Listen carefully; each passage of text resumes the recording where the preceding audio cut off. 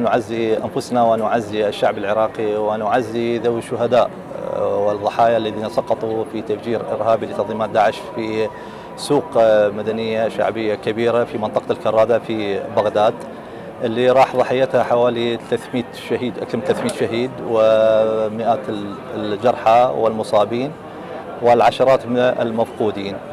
وإذا كان الدم العراقي اللي سال في الكرادة هو دم عراقي بامتياز، جمع بين الإخوان جميعا المسيحيين والمسلمين بطوائفهم سنة وشيعة ويزيديين، فمن باب أولى نكون أن نرد هذا الجميل أو بعض ما ضحوا به هؤلاء الشهداء، بأن نستذكرهم أيضا بكلمة واحدة، نقول دمكم هو دم عراقي بامتياز، والتضامن الآن الموجود اليوم تضامن عراقي بامتياز. لكن أعتقد الآن القاصي والداني يتحدث عن انتصارات للجيش العراقي والقوات الأمنية ضد تنظيمات داعش، وهي تنظيمات الآن بدأت تتقهقر في العراق. وأعتقد الجريمة اللي ارتكبوها في العراق هي أكبر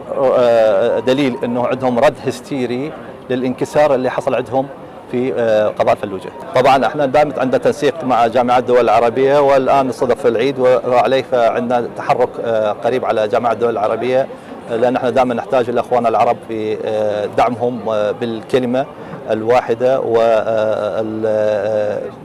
أن يقفوا معنا صف واحد، لأنه المصاب اللي يمر بالعراق هو مصاب لكل العرب ومصاب لكل الدول العربية.